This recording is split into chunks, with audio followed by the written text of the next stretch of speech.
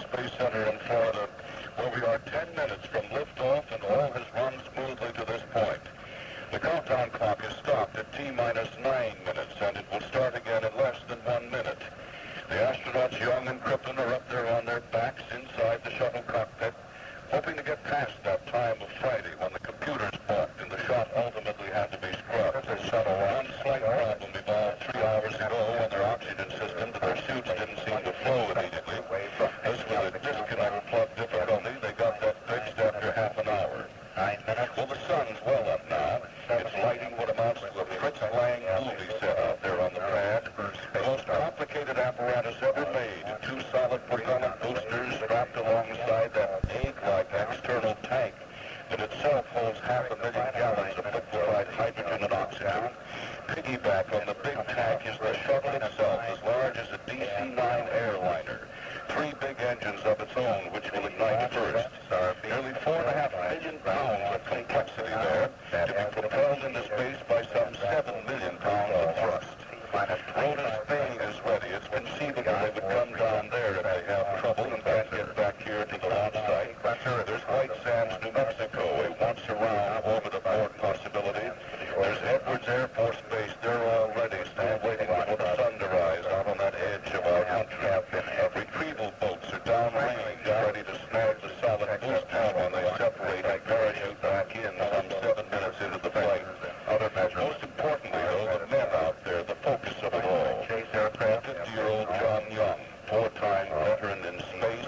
His 43-year-old companion, Robert Crippen, who's never flown in space before. Between them, literally thousands of hours of jet time, but no time in any craft like this, because there's never been a time in all craft such as the Space Shuttle. 38 supersonic. 1,000 firsts involved here as the clock is ticking away at 7 minutes and 54 seconds to launch time. Just a few moments ago, George Page, who is the launch director here at the Cape, read a message from President Reagan directed to the Columbia's crew.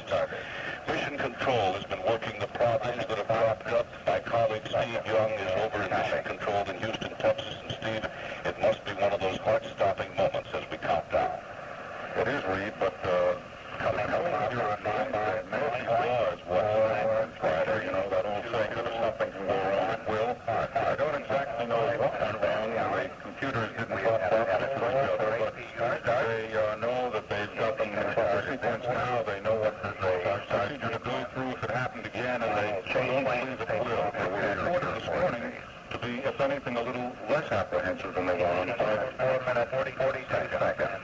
Apprehension here, I think you could say expectation is the word that underscores this. Thousands of people are standing out there on the turnaround basin. All their eyes are glued to the site. Now to 4:30, we're counting. The auxiliary power units ought to be turned on. Let's listen a little bit to the voice at shuttle control here. Running the APUs prior to liftoff. Everything going very smoothly in this count. The APU start is complete. T-minus 4 minutes, 10 seconds, and counting. The auxiliary power units can't run for a long time, and one of the reasons that they worry about this battle is that if they had to stop now, they'd be in a little bit of trouble. They'd be constrained as to how long they could hold. The final helium purge on the shuttle main engine has been started in preparation for engine start. The liquid oxygen replenish system has been turned off in preparation for pressurization of the tanks for the launch. T-minus 3 minutes, 35 seconds, and counting. Things are happening so fast now that the computers alone can keep up with them, can guide them, can initiate them. Very, very shortly, it'll all be up to what has been pre-programmed. The sequencer itself will know, and will tell the astronauts what it's doing. They'll have override control. She's all on internal power now. Let's go back to the voice of shuttle control.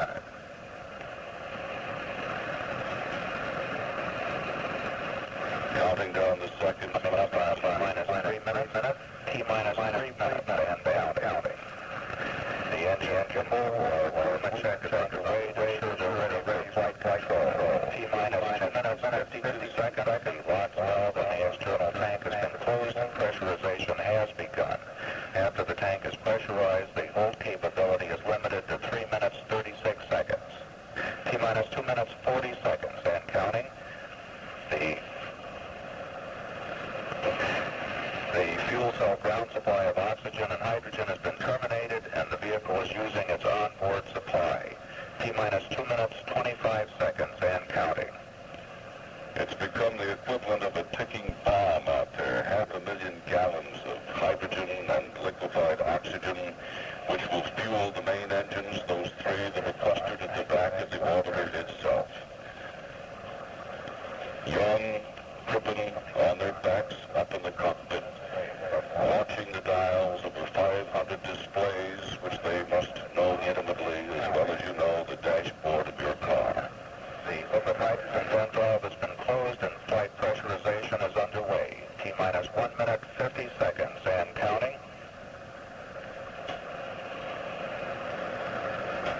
A perfect start. And it just says smooth sailing, baby, to astronauts John Young and Bob Crippen.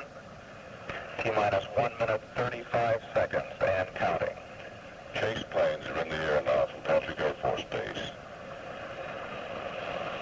She's venting from the base of the rocket now. As we count down T-minus 1 minute, 20 seconds, and counting. We can see the purges of the main engines as we prepare for ignition. T-minus 1 minute, 10 seconds, and counting. New engines, a new craft entirely. 101st involved here in the next 1 minute. 1 minute, mark, and counting. The firing system for the sound suppression water will be armed just a couple seconds from now. It has been armed. T-minus 45 seconds, and counting. T-minus 40 seconds, and counting. The development flight instrumentation recorders are on. T-minus 35 seconds. We're just a few seconds away from switching to the redundant sense sequencer. T-minus 27 seconds. We've gone for redundant set sequencer start. 20 seconds and counting. You could hear a pin drop. T-minus 15, 14, 13, T-minus 10, 9, 8, 7, 6, 5, 4. We've gone from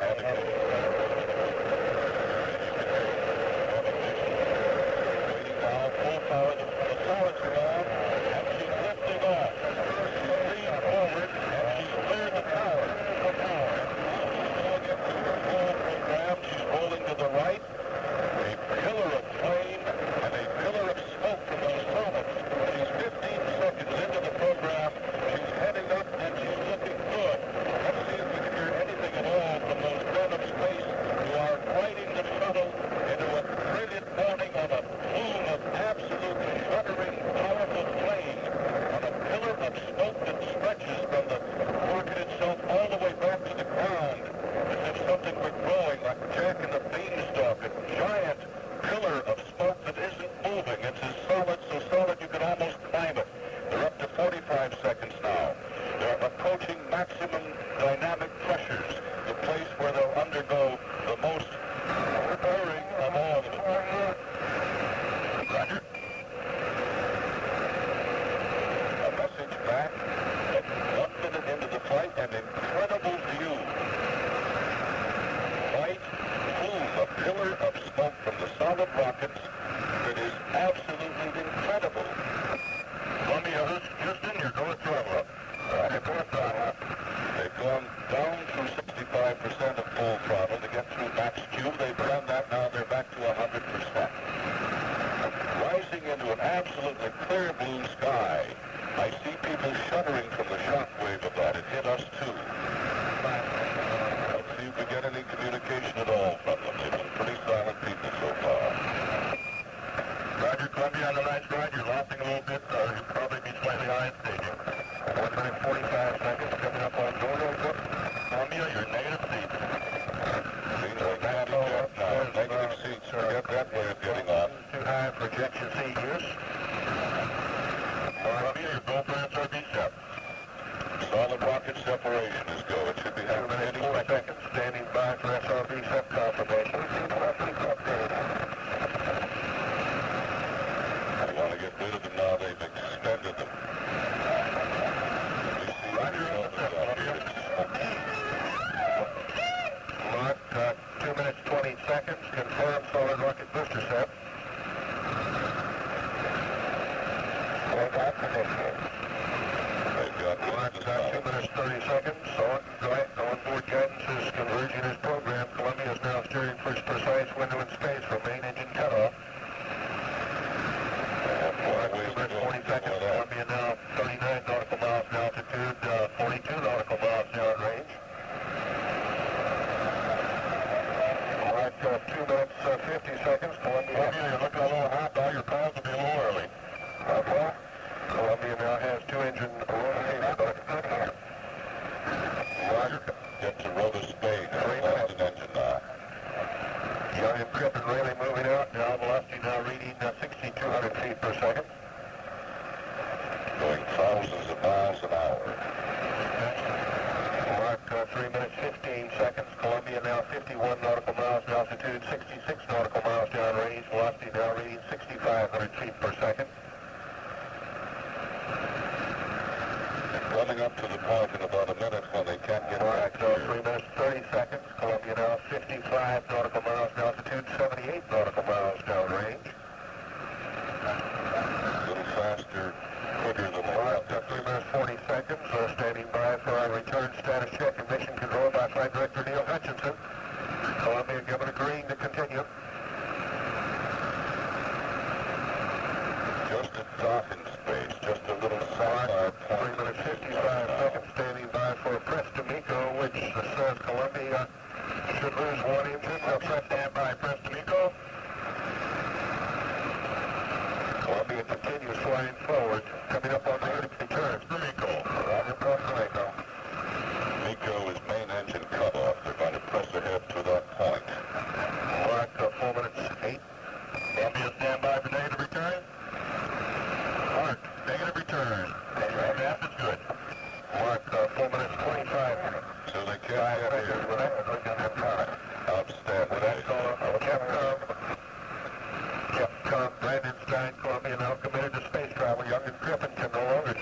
return to launch site.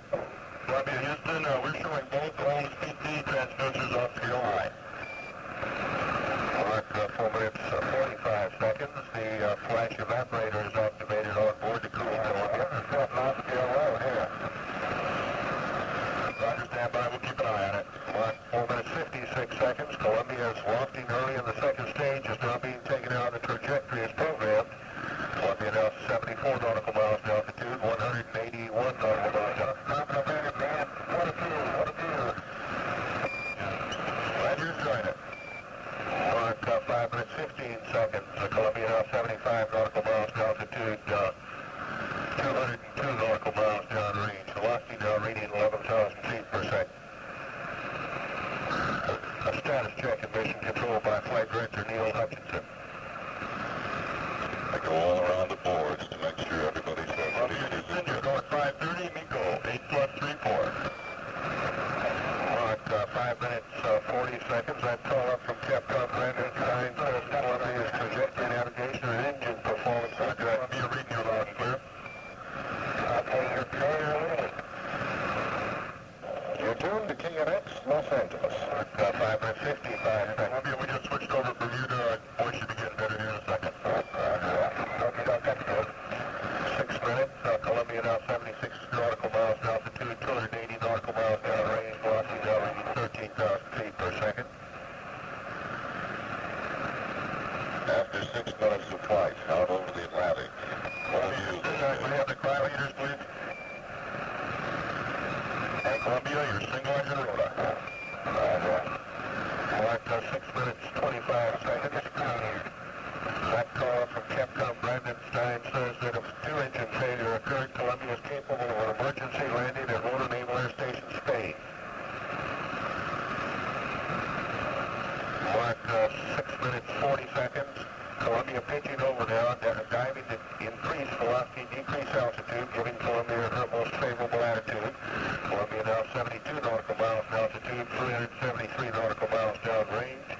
Velocity now reading second. Getting up to orbital speed now. Standing by for a single engine Press to Miko call up from Capcom Brandon Stein. Which means they could lose an engine now and still make it into orbit. Columbia, your single engine Press to Miko. Mark 7 minutes 20 seconds. That report says that Young and Griffin can achieve orbital insertion even if 2 engines go out. Mark 7 minutes 30 seconds. Columbia 67 nautical miles to altitude, 485 nautical miles downrange. G-forces building for Young and Griffin now up to 3 Gs. They'll throttle her back if they need to. Mark 7 minutes 45 seconds. Columbia's main engine slowly being throttled back now. Should be throttled at 65% at 6 seconds before main engine cutoff. Status check in the control center.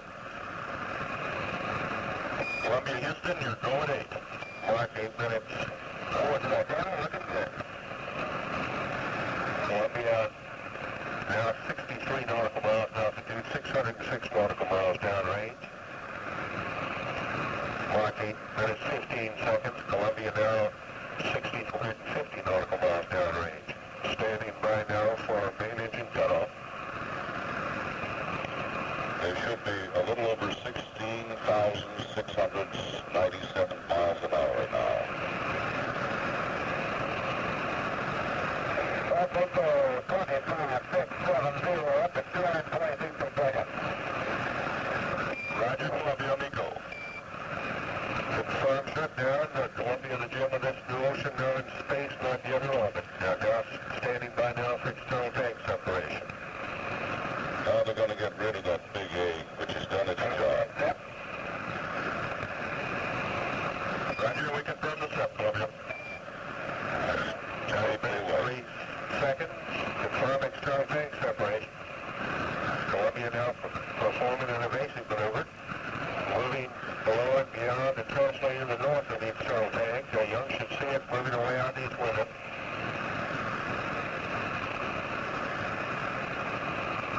Young in the commander's seat on the left. They're upside down. They're on their backs. The external external tank has been jettisoned. And as John McLeish tells us, they're moving away, translating a little bit to the north with some of those 38 small jets aboard the craft that enable it to change its attitude and move about. And there's 40 seconds going on, no status check and mission control for the first Ohms burn. That's the orbiting maneuvering system that will put Columbia, Houston, you go for Nano Ohms 1. After EPU shut down on time. Right. Mark, there's 55 seconds. Columbia now maneuvering to its Ohms 1 burn attitude. And using the 26,000 pound thrust engine, the Ohms 1 will be positive grade, moving Columbia forward power on her flight path, placing Columbia in orbit. When they come back, they'll use the ohms to slow them down. We should hear Standing by for ignition. 10 minutes, 22 seconds. Columbia 67 nautical miles per altitude. solid boosters ought to be in the ocean now, Nautical miles downrange. on their parachutes, ready for recovery and reuse.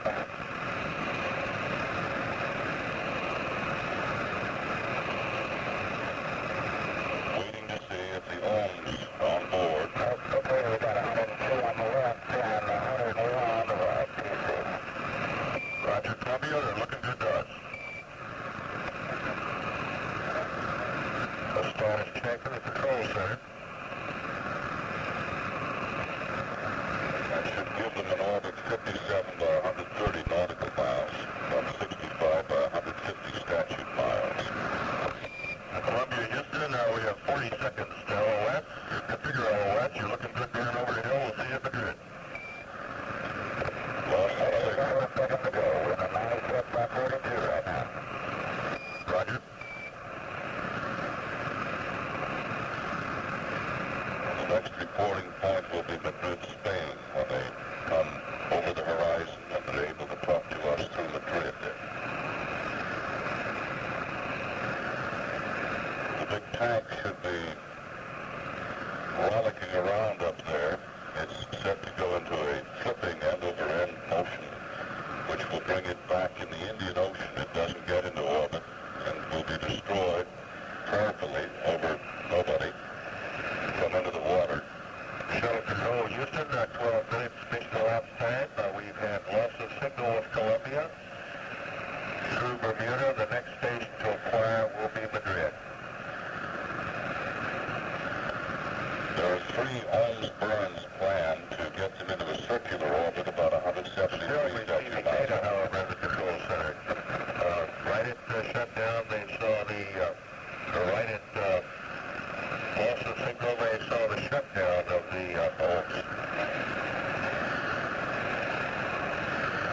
So that would bode well that they've completed that first burn, about a minute and a half worth. Adding velocity, seeking a nearly circular orbit from which they can begin the next main step, which will be to open those big bay doors and get the evaporator system working, make sure the latches unlatch and the doors swing open. Another first of many firsts. This has never been done in space before because no machine like this has ever been to space before. Still, here at the Cape, the residue of all that solid propellant burning up there, most of it aluminum, is floating about in what I suppose an environmentalist would decry as a highly polluted atmosphere. It's pretty, though. It has a stark sort of beauty of its own if you look up and see those plumes of smoke that were almost